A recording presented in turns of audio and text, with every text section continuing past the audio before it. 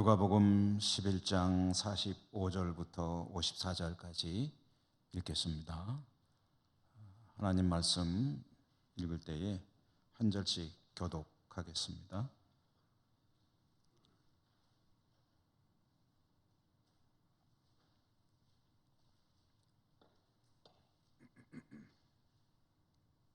(45절부터) 한 율법교사가 예수께 대답하여 이르되 선생님 이렇게 말씀하시니 우리까지 모욕하심이니이다. 시대화에서 지기 어려운 점을 사람에게 너희는 한 숟가락 화 있을진저 너희는 선지자들의 무덤을 만드는도다. 그들을 죽인 자도 너희 조상들이로다. 이와 같이 그들은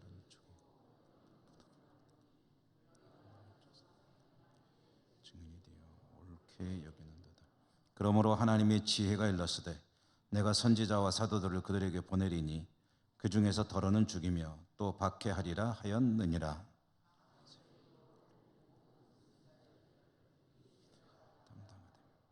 곧 아벨의 피로부터 제단과 성전 사이에서 죽임을 당한 사가랴의 피까지 하리라. 내가 너희에게 이르노니 과연 이 세대가 담당하리라. 화 있을진저 너희가 지식이 너희도 들어가지 않고 막았느니라 하시니라. 거기서 나오실 때 서기관과 바리새인들이 거세게 달려들어 여러 가지 일을 따져 묻고 그 입에서 나오는 말을 책잡고자 하여 노리고 있더라. 아멘. 오늘도 주님의 은혜가 여러분과 함께 하시기를 기원합니다. 성경 읽기 신약성경 오늘 이제 47번째로 주신 말씀 읽었고요. 지혜라는 제목으로 한번 이 말씀을 나누어 보도록 하겠습니다. 오늘 이 말씀은요, 지난 수요일에 우리가 받은 말씀과 이어지는 말씀입니다. 같은 장소에서 있었던 이야기인데요. 그 장소가 어디냐면 주님께서 한 바리새인의 식사 초대를 받아 가셨죠. 그런데 그곳에서 문제가 생겼습니다. 문제가 생기게 된 동기는 주님이 식탁에 앉기 전에 손을 안 씻었다는 것, 손을 안 씻고 식탁에 앉았다는 것, 그것 때문에 이제 문제가 생겼습니다. 그것은 주님께서 유대인들의 정결 규례를 어긴 것이었기 때문입니다. 이런 규례에 대해서 철저한 사람들인 바리새인, 그리고 서기관들이죠. 초대한 사람이 화를 냈습니다. 얼굴 표정이 변한 거죠. 손 안 씻고 앉는 것을 보고 얼굴이 불그락푸르락 하고 이제 귀에서 연기가 나오는 애니메이션으로 표현하면 그런 형국이 됐습니다. 그러니 주님께서 그걸 보시고 이제 가만히 계시지 않고 말씀을 하셨는데 그게 이제 그 사람들을 책망하는 말씀이었습니다. 바리새인과 서기관들을 이제 책망했는데 그 유대인들의 정결 규례라는 것, 이것은 위생상의 문제가 아니라 종교적인 문제라고 말씀을 드렸죠. 밥을 먹기 전에 손을 씻는 것이 손을 깨끗하게 해서 세균을 씻어내고 깨끗한 손으로 밥을 먹어야 된다 이런 얘기가 아니고 이것은 종교적인 하나의 관습이고 규례였다. 정해져 있는 거죠. 우리식으로 말하면 손이 더러우니까 손 씻고 밥 먹으라가 아니고 부정 많이 타고 들어왔으니까 부정 깨끗이 씻어내고 먹어라. 이제 이런 얘기로 이해하면 될 것 같습니다. 이 부정 타는 문제죠. 이해를 돕기 위해서 부정 타는 문제라고 이야기하겠습니다. 이 부정 타는 문제가 이 바리새인들, 율법을 철저히 지키려고 하는 이 사람들에게는 굉장히 중요한 문제였습니다. 우리는 뭐 그런 생각하죠. 손 씻고 먹으면 좋겠지만 안 씻는 게 뭐 그렇게 큰 문제인가 라는 생각하겠지만 이 바리새인들, 유대인들의 규례에 의하면 전체 법이 100개라고 한다면 그 중에 약 4분의 1 정도 되는 25개 정도가 이 정결 예법에 관한 규정이었다.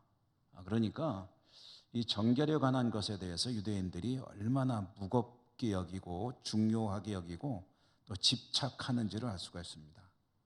그렇게 중요한 문제인데, 그런데 주님은 그것을 이제 조금 가벼이 여기신 거죠. 어기시는 것이고, 그러므로 거기서 이제 충돌이 생기는 겁니다. 주님은 그런 그들에게 위선이라고 지적하면서 조금은 아주 심하게 꾸짖으셨습니다. 꾸짖으시면서 이어서 몇 가지 쭉 이야기를 하셨는데, 첫 번째로 이야기했던 것이 11조는 철저히 하는데, 그런데 얼마나 철저히 하냐면은 정말 하나님이 명령하신 11조뿐 아니라 사실은 그렇게 하지 않아도 되는 사소한 것까지 다 11조를 한다는 거예요. 채소와 박회, 박하 이런 거 양념 가지고도 누가 예를 들어서 양념 먹으라고 줬다 그러면 그것도 11조를 띄어서 이제 하나님께 바치고, 비유하자면. 그러면서 정말 하나님께서 중요하게 여기시는 하나님의 공의를 실천하고, 그리고 어려운 사람을 돕고 하는 문제에 대해서는 관심이 없구나. 그러니까 사소한 11조를 지키는 것에 열심을 가지는 그 모습 이상으로 정말 중요한 가치들은 열심히 해야 될 거 아니냐라고 이제 꾸짖으십니다. 그러므로 이거 열심히 하는 거 좋다는 거예요. 이게 나쁘다는 얘기 아닙니다. 좋은데 이건 열심히 하는 것 이상으로 이 일도 열심히 해야 될 거 아니냐. 너희들은 이거는 열심히 하는데 이거는 무시하고 있으니 그게 이제 위선이라는 거죠. 또 스스로 얼마나 높아지기를 좋아하는지 거기에 대해서도 이제 책망을 하셨고요. 그리고 자신들만 망하는 게 아니라 남들까지 망하게 하는 그런 아주 좋지 못한 일들을 하고 있구나 라고 또 책망을 하셨습니다. 이런 이야기들이 사실은 다 맞는 이야기인데, 맞는 이야기지만 듣기는 싫죠. 바리새인들 입장에서는 들으면은 화가 나는 이야기입니다. 화가 난 바리새인들의 반응이 이제 오늘 우리가 읽은 말씀에 이어지는 겁니다. 밥 먹는 자리에서 있었던 이야기죠. 주님께서 이렇게 책망을 했을 때 종교적으로 자부심 덩어리라고 할 수 있는 바리새인들, 그리고 서기관, 오늘 우리가 읽은 말씀에는 율법 교사라고 나오는데요. 이 율법 교사라는 말은 서기관과 같은 말입니다. 그러니까 서기관이 율법 교사고 율법 교사가 서기관이고 거의 같은 사람이라고 봐도 크게 틀리지 않습니다. 그러니까 한 율법 교사 서기관이 주님께 이제 기분 나쁘죠. 그러니까 불만을 털어놓았습니다. 그게 오늘 우리가 읽은 말씀 45절입니다. 45절에 보면 한 율법 교사가 예수께 대답하여 이르되 선생님 이렇게 말씀하시니 우리까지 모욕하심이니이다. 당신이 지금 우리를 모욕하고 있다고 발끈한 거죠. 그러니까 모욕감을 느낀 겁니다. 수치심을 느낀 거죠. 아마 그런 생각했을 거예요. 이 사람이 지금 무슨 소리 하는 거야? 우리를 뭘로 보고 있다 이 소리 하는 거야? 이런 식으로 생각을 했을 겁니다. 그런데 여러분, 당신이 이렇게 말하는 것은 우리를 모욕하는 말이요 라는 말은 그 속에 어떤 뜻이 들어있냐면 당신 정말 오만하구만, 이런 뜻이 들어있는 이야기입니다. 감히 우리를 책망하고 가르친다고? 제정신이야? 어떻게 이렇게 오만할 수가 있지? 라고 말하는 겁니다. 이 오만하다는 속뜻이 들어있는 것은 이제 율법 교사란 어떤 사람인가를 생각해 보면 어렵지 않게 알 수 있습니다. 이 서기관 율법 교사는 유대인들의 율법에 대해서는 가장 최고봉에 있는 사람이라고 하면 됩니다. 전문가 중에 전문가죠. 오늘날 우리 신학으로 말한다면 가장 이제 신학적인 바탕이 넓고 깊다고 할 수 있는 신학자들, 신학대학 교수 정도 이런 사람들이라고 할 수가 있을 겁니다. 그러니까 율법의 전문가들인 사람들이고요.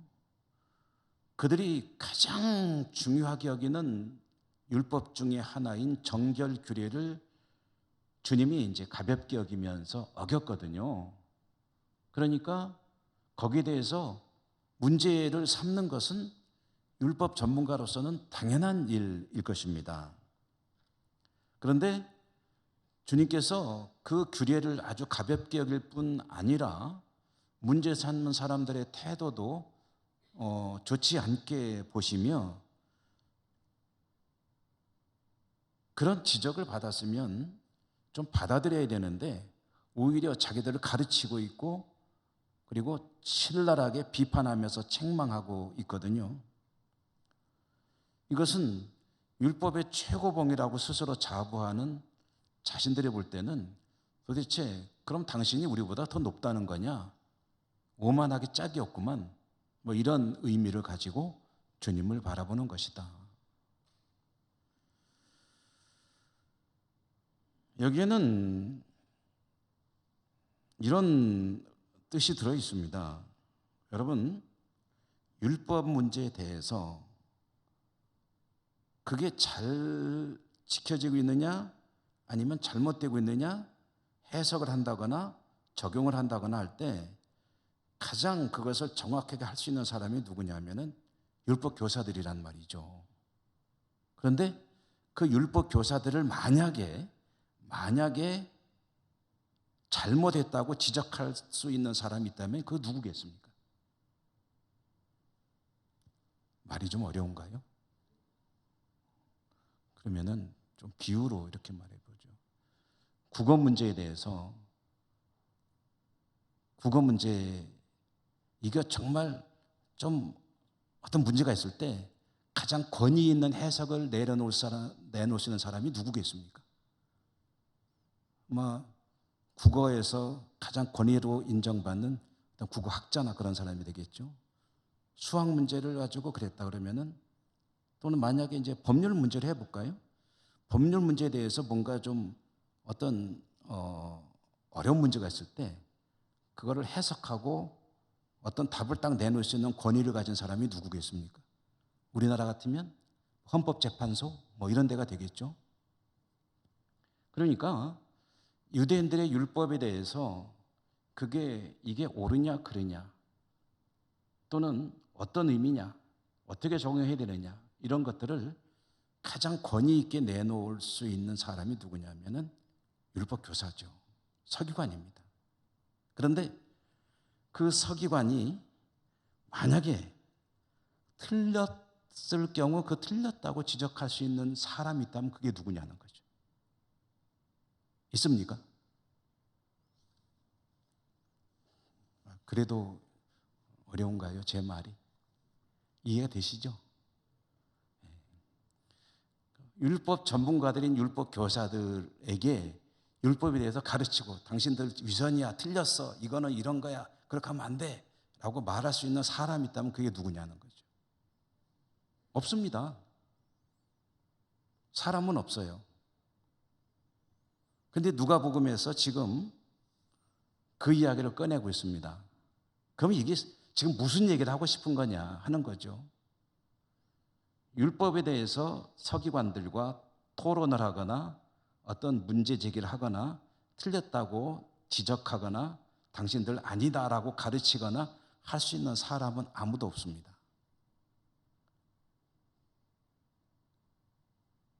제 말 속에 답이 들어 있습니다.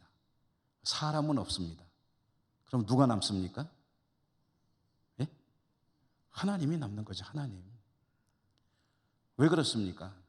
율법을 주신 분이 하나님이시고 율법의 주인이 하나님이시고, 그러니까 서기관들이 아무리 자기들이 권위가 있고 정확하게 해석을 했고 율법 이런 뜻이라고 하고 그 다음에 잘했네 못했네 판단하고 적용하고 그러더라도, 그래도 하나님께서 거기에 대해서 이렇다라고 얘기하시면 하나님의 말씀이 옳은 거죠.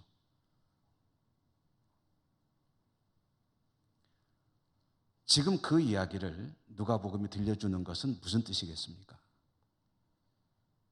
사람들은 모릅니다. 율법학자들은, 율법 교사들은 주님을 바라볼 때 이 사람이 어떤 사람이냐면은 나사렛 출신의 선지자입니다. 나름대로 그건 인정해요. 부인하는 거 아닙니다.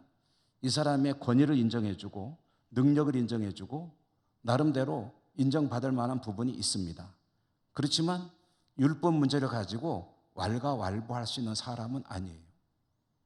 율법 문제에 관해서는 자신들이 최고의 권위자예요. 그런데 누가복음은 이 사실을 전해줍니다. 그들이 아무리 율법의 권위자라 하더라도 주님이 그것을 지적하고 가르치고 계신다면 그건 주님이 옳은 것이냐 그들이 옳은 것이냐. 주님이 옳은 것이죠. 그러면 주님이 누구냐는 거죠. 지금 이렇게 율법 교사들을 향해서 지적하고 가르치고 야단치고 말씀하고 계신 주님이 바로 하나님이시다. 그 이야기를 하는 거예요. 그게 사실은 가장 중요한 뜻입니다. 율법 교사들이 아무리 날고기는 그런 권위와 지식과 학식과 그런 자격과 이런 것들을 가지고 있다 하더라도 그들에게 단 한 분 율법에 대해서 옳으냐 그르냐 맞았냐 틀렸냐 판단하실 분이 계시니 그분은 하나님이시고 그 하나님이 바로 예수 그리스도 이분이시다. 그 이야기를 지금 이 이야기 속에 담아서 전하는 겁니다. 주님이 말씀하시면 그게 더 맞는 거예요. 주님이 말씀하시면 주님의 말씀이 율법학자의 할아버지가 와도 감히 비교할 수가 없는 거죠.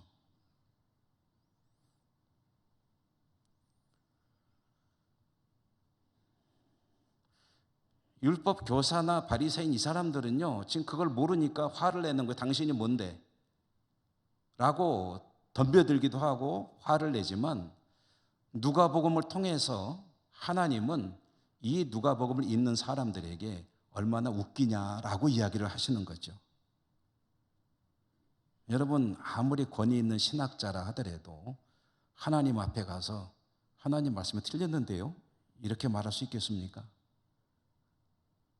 우스갯소리로 그런 얘기들 많이 하잖아요. 신학자들이 성경을 연구해서 굉장히 많은 책들을 내놓습니다. 요한복음에 대해서 주석을 쓰기도 하고 이런저런 신학서적을 내놓기도 하고. 그런데 주님이 그러신다는 거예요. 신학자가 내는 주석책을 읽어보더니 야 이거 무슨 소리인지 나 하나도 모르겠다. 신학자가 평생 연구해가지고 요한복음의 뜻을 다 풀어가지고 이만큼 두꺼운 책, 저도 이런 책이 몇 권 있습니다. 이만큼 두꺼운 책을 해가지고 요한복음의 이 말씀은 이런 뜻이고 이 말씀은 저런 뜻이고 해가지고 어마어마한 저수를 내놨는데 주님이 그걸 쭉 보시더니 이게 무슨 소리냐? 나 이런 말 한 적 없는데. 신학자를 무시해서 하는 이야기가 아닙니다.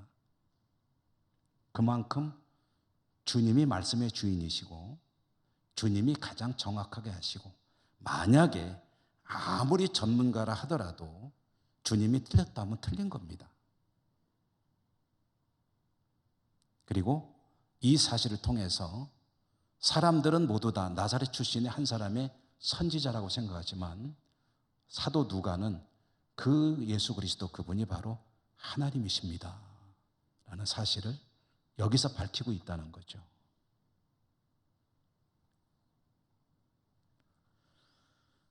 그러므로 여러분 그들이 주님을 메시아로 인정하고 받아들이고 그러면서 그들이 복된 삶으로 나가려고 한다면은 자신들이 아무리 전문가라 하더라도 율법에 대해서 말씀하시는 주님의 말씀을 겸손하게 받아들이는 것이 그들에게 복입니다. 자신들이 알고 있는 것이 진리가 아니라 진리는 오직 주님께만 있다는 것을 인정하고 받아들일 때 그들에게 복이 주어질 것입니다. 우리들도 그렇지 않습니까?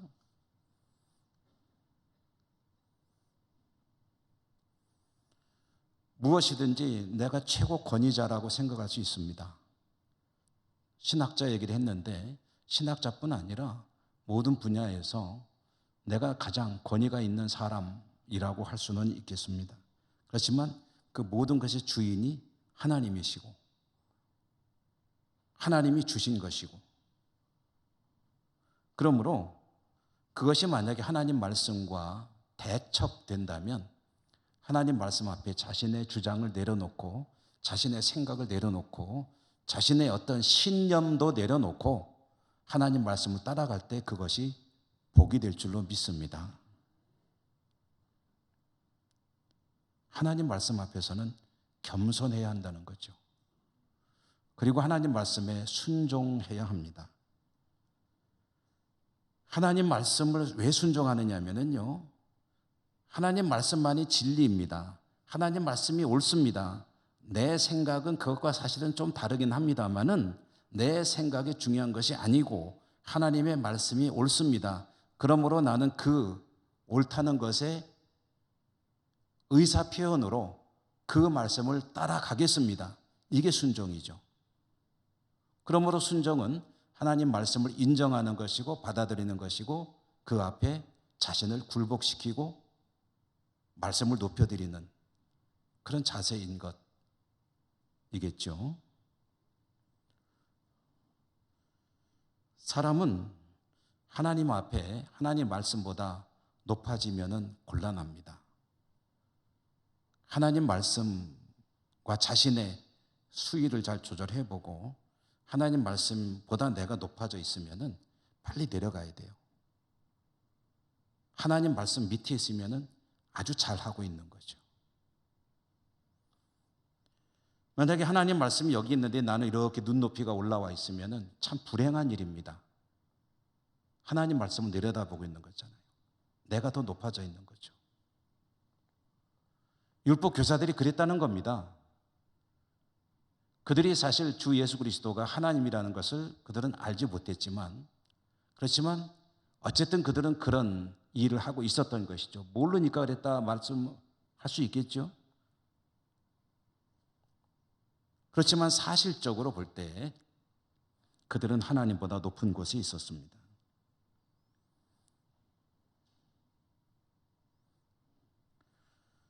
하나님 말씀 앞에 겸손한 것이 복이고, 하나님 말씀의 진리임을 인정하고 그 말씀대로 따르기 위해 최선을 다하는 것이 겸손이고, 혹 그런 일에 실패하고 있다면 어떻게 해야 되느냐? 그 문제를 놓고 하나님께 기도하고 겸손의 자세를 간구하고 하나님께서 그 은혜를 주실 때 그 자세를 잘 유지하며 따라 나가고, 어찌되었든 하나님께서 주시는 말씀은 내가 반드시 그대로 받아야 되고 그대로 따라야 되고 그대로 살아야 되는 진리의 말씀이다. 이렇게 받아들이는 자세가 절실한 것이죠. 여러분, 오늘날 우리 이제 한국교회가 내리막길을 걸은 지 한 20년쯤 됐거든요. 그러니까 20세기 후반이죠. 20세기 후반에 교회가 숫자적으로 늘어나는 것이 꼭 교회가 부흥하는 것이다. 이런 이야기는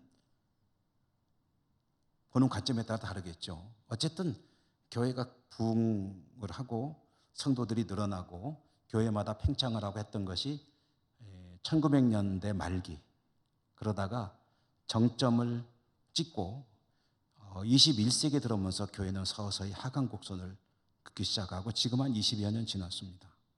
실제로 교회로 새로 들어오는 숫자보다 교회 밖으로 빠져나가는 숫자가 더 많아진 지가 20년 됐다는 얘기예요. 실질적으로.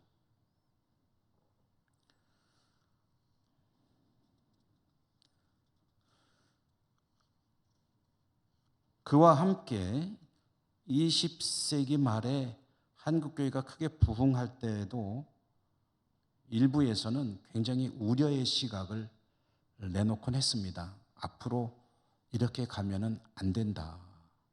교회 문제들을 지적하는 소리들이 높아지기 시작했다는 거죠. 우려의 소리들이 나왔는데 그 중에 빠지지 않고 등장하는 이야기가 뭐냐면요. 한국 교회 성도들의 편식에 관한 이야기였습니다. 편식. 하나님 말씀에 대해서 편식이 너무 심하다는 거예요. 무슨 소리냐면요. 여러분, 편식이 뭡니까? 음식을 골고루 먹어야 되는데 내가 좋아하는 것만 먹는 게 편식이죠. 저도 편식이 좀 심한 편입니다. 그래서 편식을 많이 하게 되면 건강에 안 좋습니다. 골고루 모든 음식들을 잘 먹어야 됩니다. 한국교회 편식 이야기는 어떤 얘기냐면 하나님 백성들이 하나님 말씀을 들을 때 듣기에 편하고 좋은 말씀을 선호하는 경향이 너무 강하다는 거예요. 들을 때 불편하고 괴로운 말씀이 선포되면은 굉장히 싫어하는, 그러다 때로는 설교자를 향해 불만을 털어놓습니다.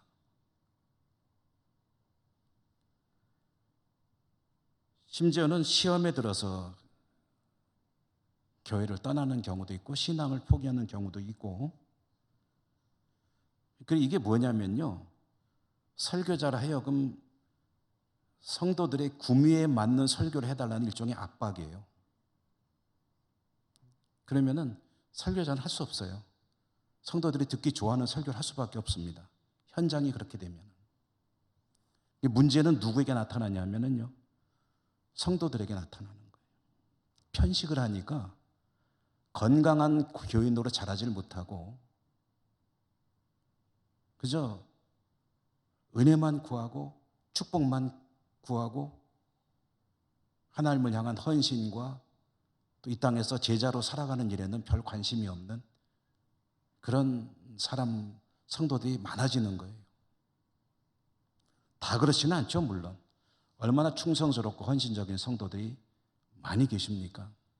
그런데 그런 경향이 너무 강하다라는 지적이 끊임없이 됐습니다. 끊임없이. 위로와 소망을 주는 말씀도 당연히 필요합니다.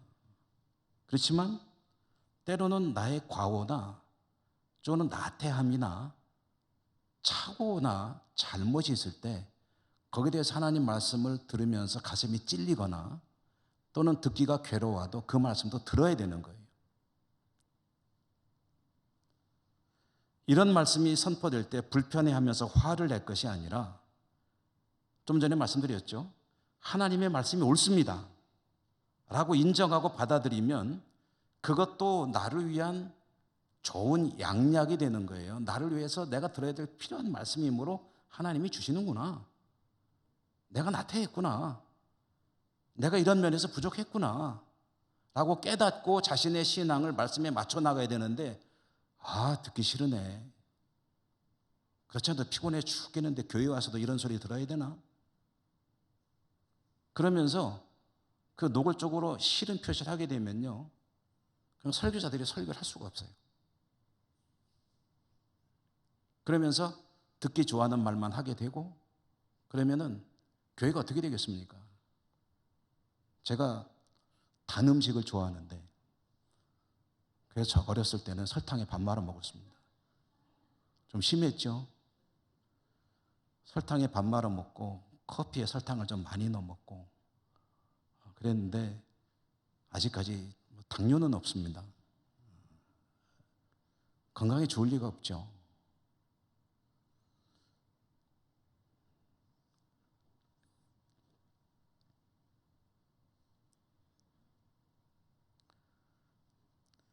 하나님의 말씀이 나의 기호야 선호도에 맞느냐 안 맞느냐를 떠나서 그것이 하나님 말씀이면 나에게 꼭 필요한 하늘 양식인 줄로 믿습니다 하는 자세를 가지고 말씀 받아들이고요.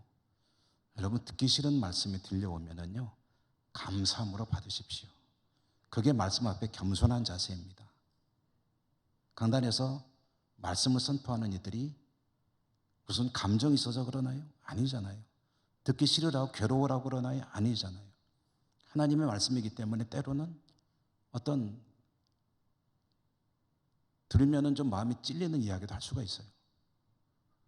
제일 괴로운 거는요, 그런 말씀을 선포하면은 리액션을 하는 성도들이 가끔 계세요. 나들으라고 한 소리죠. 나들으라고 그런 소리 하지 않습니다. 하나님께서 이 말씀을 선포하도록 감동을 주시면 그 말씀을 일주일 동안 묵상하고 어떤 때는 2주, 3주를 묵상하고 나름대로 정돈을 해가지고 그래서 전해드리는 거예요. 그러므로 여러분 하나님 말씀이 세 가지로 우리에게 다가옵니다. 하나는 기록된 말씀이 성경이죠. 그리고 또 성육하신 말씀이 예수님이죠. 또 하나가 뭐냐면 강단에서 선포되는 말씀이 하나님의 말씀입니다. 하나님 말씀 우리에게 세 길로 찾아오시는 거예요. 예수 그리스도 그분이 하나님 말씀이고 기록된 성경이 하나님 말씀이고 강단에서 선포되는 말씀이 하나님 말씀입니다.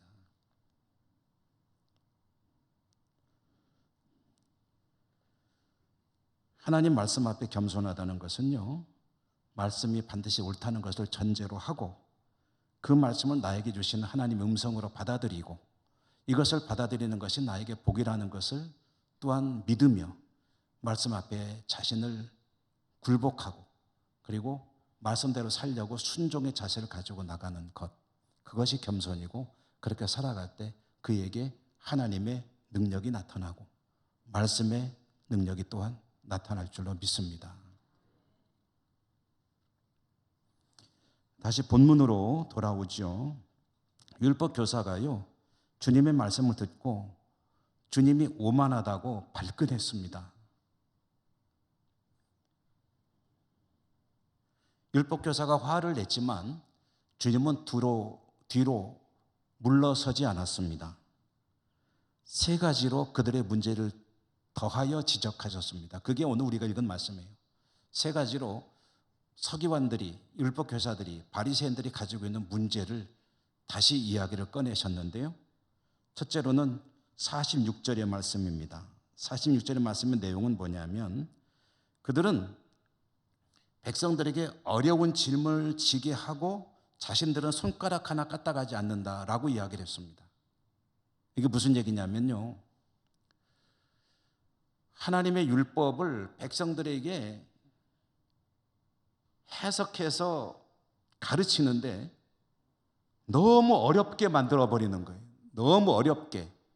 그러니까 도저히 넘을 수 없는 장벽을 만들어버리고 도저히 질 수 없는 무거운 짐을 만들어버리는 거예요. 그래서 여러분 마태복음에 수고하고 무거운 짐진 자들아 다 내게로 오라 라고 할 때 무거운 짐이 뭐냐면 바로 그 율법을 말하는 겁니다. 사느라고 힘들지 그 얘기 아니에요. 하나님 믿고 살아가는데 너희들이 지고 있는 그 율법의 짐이 얼마나 무거우냐. 내게로 오라. 내가 너희를 쉬게 하리라는 것은 참된 율법의 정신을 가르쳐 주시겠다는 뜻이에요. 하나님이 원하시는 주시는 율법의 진짜 의미가 뭐냐. 율법 교사들이 다 해석해서 풀어가지고 안식일이 되면은 뭐 이렇게 되고 밥을 먹으려면 꼭 손을 씻어야 되고 이렇게 저렇게 만들어 놓은 그 율법들이 백성들이 지킬 수 없게 만드는데 그거 아니지 않느냐. 율법 교사라면 잠옷 무슨 일을 해야 되는 겁니까? 백성들이 율법을 잘 지킬 수 있도록 도와주는 사람들이 율법 교사죠. 학교 영어 선생님이 뭐 하는 선생님입니까? 학생들이 영어를 잘 할 수 있도록 학생들을 도와주는 게 선생님이잖아요.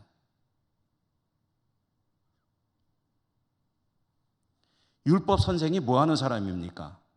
백성들이 하나님 율법을 잘 지킬 수 있도록 풀어서 쉽게 가르쳐주고 이것이 옳고 이것은 아니고 이것을 잘 인도해 줘야 되는데 이만큼 장벽을 쌓아놓고 그거 아니라고 그러는 거예요.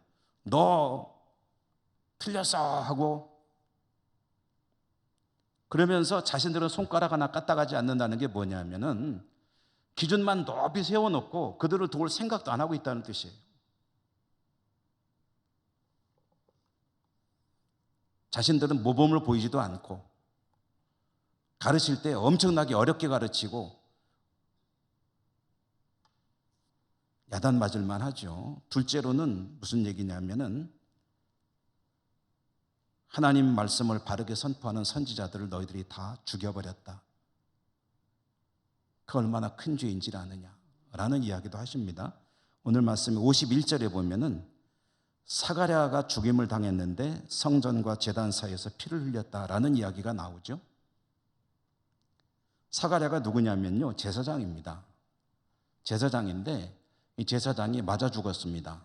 어디서 죽었냐면 성전에서 맞아 죽었습니다. 제단과 성전 사이의 뜰에서 백성들이 돌로 쳐 죽여버렸어요. 왜 죽였느냐?